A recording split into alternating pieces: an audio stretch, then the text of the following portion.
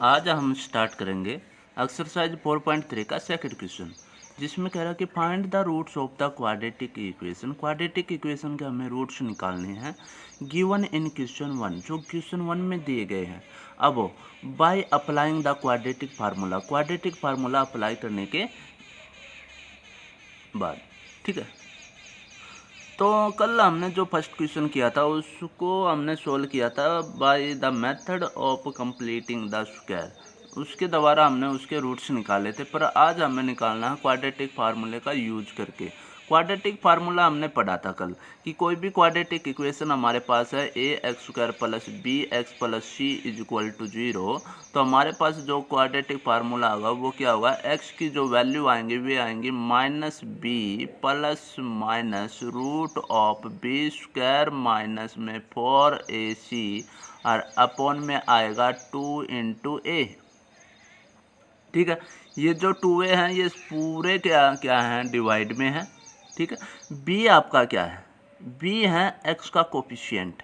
b क्या है, x का कोफिशिएंट।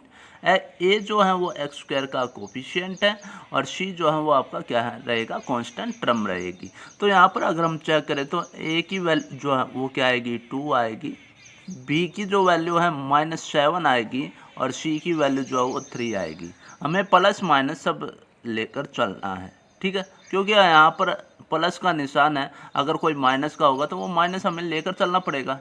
ठीक है ना, इसको मैं ये लिख सकता हूँ प्लस और माइनस का 7 ही तो लिखोगे, तभी तो कंपेयर करोगे, एक्स का कोफिशिएंट -7 आ जाएगा। तो प्लस माइनस हमें साथ लेकर चलना, तो ए की वैल्यू 2 आ जाएगी, बी की वैल्यू -7 और सी की वैल्यू 3 आ जाएगी। ठीक है, अब हमें यूज करना क्वाड्रेटिक फार्मूला। क्वाड्रेटिक फार्मूला हमारे पास ये है, तो यहाँ पर हम वैल्यू पुट कर देते हैं। तो माइनस तो फार्मूले का हमारे पास है ही, ठीक है।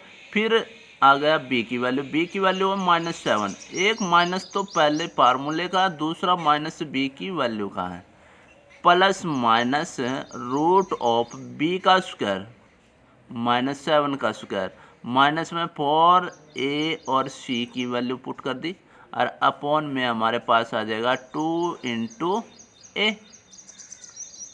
उसके बाद माइनस माइनस क्या हो जाएगा, प्लस, तो प्लस का 7 हो गया, प्लस माइनस रूट ऑफ -7 का स्क्वायर 49 माइनस में 4 2 जा 8 8 3 जा 24 और अपॉन में आ जाएगा 2 2 जा 4 आ जाएगा। ठीक है, उसके बाद क्या होगा कि 7 प्लस माइनस रूट ऑफ 49 में से 24 गया था 25 आ जाएगा और अपॉन में आ गया 4। 25 का रूट क्या होगा, 25 का रूट हो जाएगा 5 और अपॉन में 4। अब क्या करना है, एक बार हमें इन दोनों को ऐड करना है और एक बार क्या करना है, सब्ट्रैक्ट करना है। तो दो वैल्यू हमारे पास आएंगी, 7 प्लस 5 अपॉन में 4 और 7 माइनस 5 और अपॉन में 4। 7 प्लस 5 12 अपॉन 4 और 7 माइनस 5 2 अपॉन 4। 4 3 जा 12, तो यहाँ से वैल्यू आ गई 3 और यहाँ से आ जाएगी 1/2। तो x की दो वैल्यू आ जाएंगी, एक आ गई हमारे पास 3 और दूसरी आ गई 1/2। ठीक है, तो ये था हमारे पास क्वाड्रेटिक फार्मूला। तो क्वाड्रेटिक फार्मूले के रूट्स निकालने के हमने 3 मेथड पढ़ लिए। सबसे पहले हमने पढ़ा था फैक्टराइजेशन मेथड, ठीक है, जो हमारा 4.2 में था। सेकंड मेथड हमने पढ़ा था 4.3 में ही, पहला क्वेश्चन जो था कंप्लीटिंग द स्क्वायर मेथड। और थर्ड फार्मूला हमारे पास क्वाड्रेटिक फार्मूला। इसी तरीके से अगर हम फोर्थ पार्ट अगर इसका निकालते, सेकंड थर्ड आप खुद निकालेंगे, तो फोर्थ पार्ट कह रहा है कि 2x square plus x plus का 4 इज इक्वल टू 0। अच्छा कुछ, ठीक है, तो यहाँ से क्या होगा कि a की वैल्यू 2, b की वैल्यू 1 और c की वैल्यू क्या आ जाएगी, 4 आ जाएगी।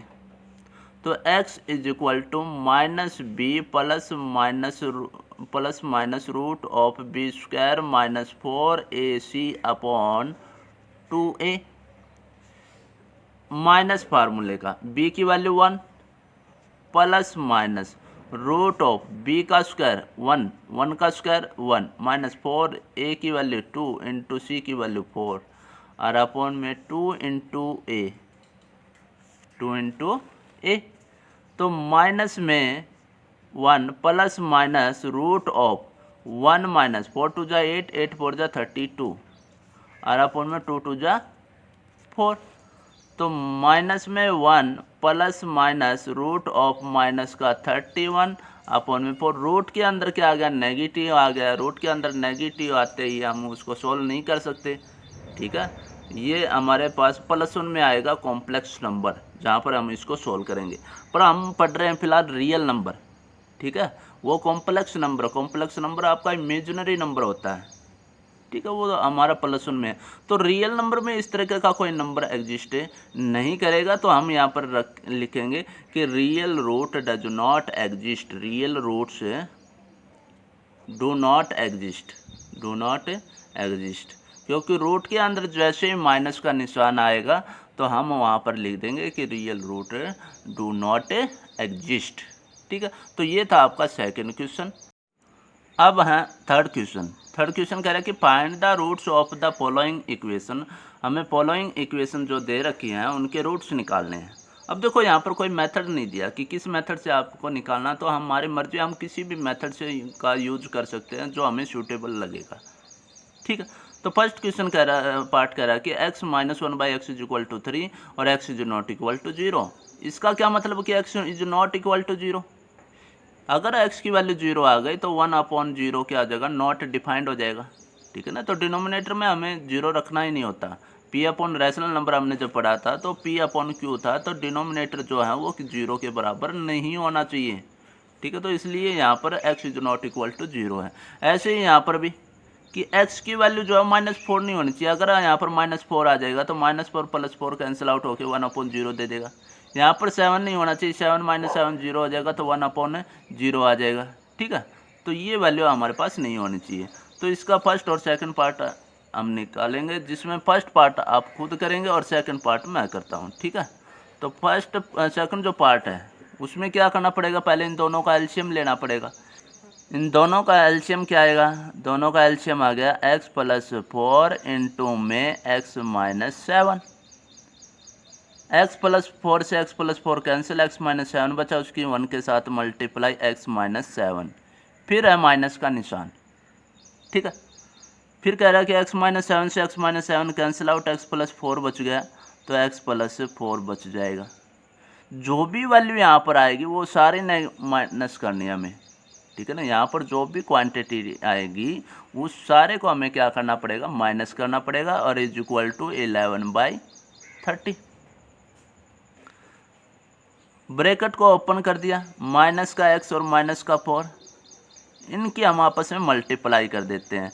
x की x के साथ x², x की -7x, 4 की मल्टीप्लाई x के साथ प्लस का 4x, और 4 की -7 के साथ माइनस का 28 इज इक्वल टू 11/30। x से x क्या हो गया, कैंसिल आउट, तो -7 - 4 क्या आ जाएगा, माइनस का 11, और अपॉन में x² माइनस का 3x माइनस का 28, और इज इक्वल टू 11/30, 11/30 आ जाएगा, ठीक है। अब क्या करना है, इनकी क्रॉस मल्टीप्लाई होगी, 11 की इसके साथ 30 की इसके साथ हो जाएगी, तो माइनस में 11 × 30 is equal to 11 × x² minus 3x minus का 28। ये 11 मल्टीप्लाई में इस साइड आएगा डिवाइड में आते ही 11 से 11 क्या हो जाएगा, कैंसिल आउट हो जाएगा, तो माइनस का 30 is equal to x² minus में 3x माइनस का 28 हो जाएगा। ये माइनस का 30 उस साइड लेकर गए, तो ये हो जाएगा प्लस का, किसका हो जाएगा, प्लस का, इक्वल टू 0। तो x² माइनस में 3x प्लस का 2 इज इक्वल टू 0। अब यहाँ पर आपकी मर्जी, आप क्वाड्रेटिक फार्मूला यूज करना चाहो तो क्वाड्रेटिक यूज करो, फैक्टराइजेशन करते हो तो फैक्टराइजेशन यूज करो। तो यहाँ से हमें 2 नंबर फाइंड आउट करने हैं जिनकी मल्टीप्लाई करें तो 2 आए, और उनको आपस में अगर ऐड करें तो माइनस का 3 आए, तो वो है -2 और माइनस का 1। दोनों की मल्टीप्लाई किया तो माइनस माइनस प्लस हो गया, 2 1 जा 2 आ जाएगा। दोनों को ऐड करोगे -2 -1 माइनस का 3 आ जाएगा। तो x² माइनस में 2x माइनस में x प्लस का 2 इज इक्वल टू 0। इन दोनों में से x कॉमन, तो x -2, यहाँ पर माइनस का 1 कॉमन, तो x माइनस 2 इक्वल टू 0। अब दोनों में से x माइनस 2 कॉमन और इधर बच गया x माइनस का 1 इज इक्वल टू 0। अब मल्टीप्लाई 0 है तो इसका मतलब या तो ये वाला 0 होगा या फिर x माइनस 1 0 होगा। तो यहाँ से x की वैल्यू 2 और इधर से x की वैल्यू 1। ठीक है, तो ये इसके क्या आ जाएंगे, x की वैल्यू आ जाएगी, इसके रूट्स आ जाएंगे क्वाड्रेटिक इक्वेशन, जो भी इक्वेशन हमारे पास दे रखी थी। ठीक है, अब है question number 4, the sum of the reciprocal of Rahman age. ये कह रहा है सम करना, किसका सम करना है, reciprocal of the Rahman age, Rahman की एज का रेसिप्रोकल करके और उसका हमें सम करना है। कौन कौन सी एजेज, एक तो 3 ईयर्स अगो, 3 साल पहले की एज जो है उसका रेसिप्रोकल करो, और 5 ईयर्स फ्रॉम नाउ, और अब से 5 साल बाद उसकी एज का क्या करना, हमें रेसिप्रोकल करना। दोनों के रेसिप्रोकल का क्या कर दो, फिर सम कर दो, और वो सम कितना आ जाएगा, 1/3 आएगा। तो फाइंड एज प्रेजेंट एज, तो उसकी हमें प्रेजेंट एज निकालनी है। तो प्रेजेंट एज निकालनी, तो प्रेजेंट एज हम मान लेते हैं, let present age of Rahman, present age of Rahman, तो वो आ जाए, हमने मान लिया x ईयर्स। ठीक है, तो 3 ईयर्स अगो, 3 ईयर्स अगो, 3 साल पहले रहमान की एज कितनी होगी, 3 साल पहले, तो 3 साल घटा दो उसके। ठीक है, 3 साल पहले की बात कर रहा है तो 3 साल उसकी प्रेजेंट एज में से क्या कर दो, माइनस कर दो। आफ्टर 5 ईयर्स, 5 साल बाद, तो क्या करो, यहाँ से रहमान की एज में 5 साल ऐड कर दो। फिलहाल वो कितने साल का है, x ईयर का है, तो 5 साल बाद कितने का आ जाएगा, 5 साल और उसमें क्या कर दिए, ऐड कर दिए, तो x + 5 ईयर्स।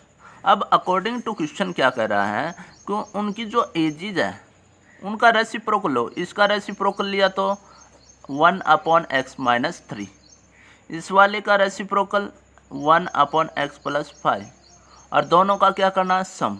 तो दोनों का हमने क्या कर दिया, सम कर दिया, इक्वल टू, और वो किसके बराबर आना चाहिए, 1/3 के इक्वल आना चाहिए।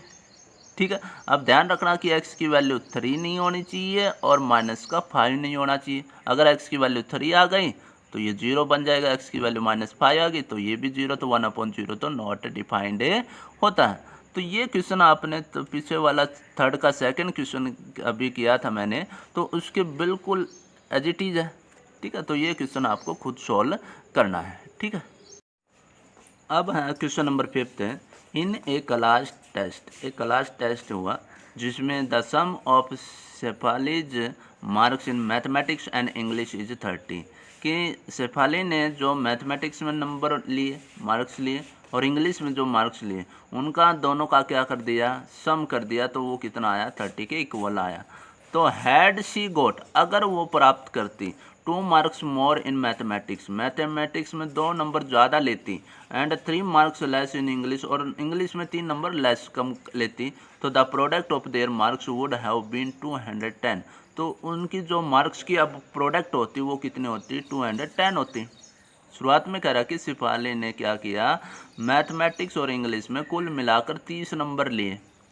ठीक है, तो अब ये दूसरी कंडीशन इसने ये लगाई कि अगर मैथमेटिक्स में 2 नंबर ज़्यादा ले लेती और इंग्लिश में 3 नंबर क्या ले लेती, कम लेती, तो उनकी जो प्रोडक्ट है मार्क्स का वो कितना मिलता, 210 होता। तो find her marks in 2 subject, 2 subject में जो मार्क्स आए हैं वो हमें फाइंड आउट करने हैं। तो सबसे पहले हम मान लेते हैं कि marks in mathematics, let marks in mathematics, x marks उसने लिए होंगे, मार्क्स इन इंग्लिश, इंग्लिश में कितने लिए होंगे, देखो कुल मिलाकर 30 लिए। इस 30 में x मार्क्स किसके, मैथमेटिक्स के, तो बाकी किसके बचे, यानी कि 30 - x अगर हम करते हैं तो वो इंग्लिश के मार्क्स आ जाएंगे। ठीक है, अब अकॉर्डिंग टू क्वेश्चन क्या कर रहा है कि अगर उसके मैथ में मार्क्स कितने आते, 2 ज़्यादा आते, तो फिलहाल तो x है, उसमें क्या कर दिया, 2 ज़्यादा आ जाते तो x + 2 हो जाते, x + 2, and 3 marks less in English, English में 3 मार्क्स लेस आते हैं। अब इंग्लिश में कितने हैं 30 माइनस एक्स, और लेस कर दिया 3 मार्क्स क्या कर दिए लेस कर दिए। तो अब जो उनके मार्क्स की प्रोडक्ट होगी वो प्रोडक्ट किसके बराबर होगी 210 के इक्वल होगी, ये इसने कहा है। तो x प्लस 2 की मल्टीप्लाई यहाँ पर हम करेंगे 30 माइनस 3 कितना आ जाएगा 27 minus x is equal to 210। दोनों की मल्टीप्लाई करते, पहले x की मल्टीप्लाई 27 के साथ 27x, x की माइनस एक्स स्क्वायर, 2 की 27 के साथ 54, 2 की माइनस एक्स के साथ माइनस का 2x इज इक्वल टू 210। इन सब को उस तरफ लेकर जाते हैं तो ये माइनस का एक्स स्क्वायर उस तरफ गया तो प्लस का एक्स स्क्वायर आएगा। 27 माइनस 2x प्लस के 25 हुए, 25x उस तरफ गया तो माइनस का 25x आ जाएगा, प्लस का 54 उस साइड माइनस का 54 हो जाएगा। और इधर पहले से ही कौन है 210 तो पहले से ही है, और इधर क्या रहेगा हमारे पास 0 रह जाएगा। तो एक्स स्क्वायर माइनस में 25x और ये आ जाएगा प्लस में 10 में से 4 6, यहाँ हमारे पास रह गया 10, 10 में से 5 गया 5 और इधर रह गया 1 is equal to 0 is equal to 0। तो अब यहाँ से हमें क्वाड्रेटिक इक्वेशन आ गई। इस क्वाड्रेटिक इक्वेशन को सॉल्व करना है, वो आपको सॉल्व करना कि किसी भी मेथड से, चाहे आप फैक्टराइजेशन मेथड का यूज करो, चाहे आप किसका यूज करो क्वाड्रेटिक फार्मूले का या कंप्लीटिंग स्क्वायर मेथड का यूज करो, किसी भी मेथड का यूज करके यहाँ से हमें किसकी वैल्यू निकालनी है एक्स की वैल्यू निकालनी है। अब एक्स की वैल्यू यहाँ रखनी है और यहाँ पर रखनी है, तो वहाँ से हमें पता लग जाएगा मैथमेटिक्स में कितने मार्क्स आए और इंग्लिश में कितने मार्क्स आए। ठीक है, अब यहाँ से अगर हम चेक करेंगे कि एक्स की ना 2 वैल्यू आएंगी और दोनों की दोनों पॉजिटिव आएंगी, दोनों की दोनों क्या आएंगी पॉजिटिव, दो केस बनेंगे। तो वहाँ से एक्स की एक बार फर्स्ट वैल्यू लेकर के हम मैथमेटिक्स और इंग्लिश के मार्क्स निकाल लेंगे, फिर हम दूसरा केस बनाएंगे, वहाँ पर एक्स की जो सेकंड वैल्यू वो लेकर यहाँ से मैथमेटिक्स और इंग्लिश के मार्क्स से फाइंड आउट कर लेंगे। ठीक है।